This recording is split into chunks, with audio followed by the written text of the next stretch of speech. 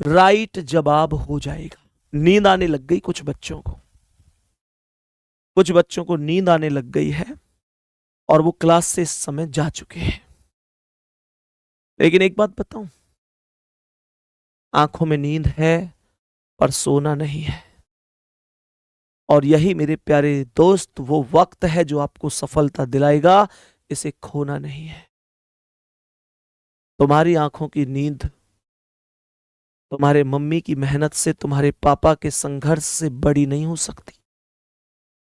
भी तो मम्मी भी नहीं सोई होंगी घर में, और अगर खाट में लेट भी गई होंगी ना, तो बस करवट बदल बदल के यही सोच रही होंगी कि कौन सा दिन आएगा जब मेरा बच्चा सफल होगा।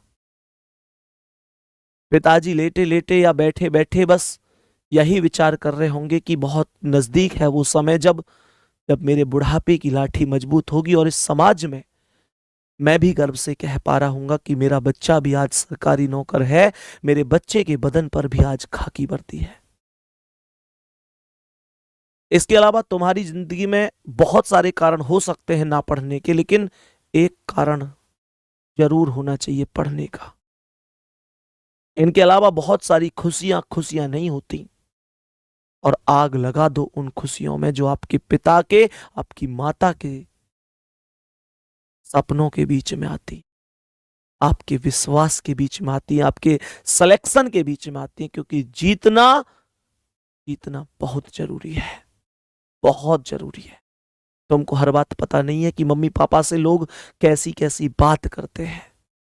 उन्हें दिन रात सुनने के लिए मिलता है कि क्या करेगा ये पढ़कर, ये पढ़ाई वढ़ाई नहीं करता, टाइम पास करता है, तुम्हारा बच्चा इतना जवान हो गया, इसकी शादी कर दो, या शादी हो भी गई हो तो ये कमाता क्यों नहीं है। बहुत सारे लांछन लगते हैं उनके ऊपर तुमको लेकर। क्या तुम ये साबित करोगे जमाने में कि तुम्हारी परवरिश में कोई कसर छोड़ दी उन्होंने? तुम इस जमाने में ये साबित करने के लिए आए हो कि तुम अपने खानदान के वो शेर हो जो माता पिता के विश्वास पर लगे कलंक को मिटाने के लिए पैदा हुए हो। मेहनत तुमको करनी पड़ेगी, जी तोड़ करनी पड़ेगी, और तुम्हारे पास कोई अन्य विकल्प नहीं है। अरे तुम तो खुद आखिरी विकल्प हो अपने परिवार का, अपने पिता के मान का, उनके सम्मान का। तुम्हारे पास कोई और विकल्प नहीं है।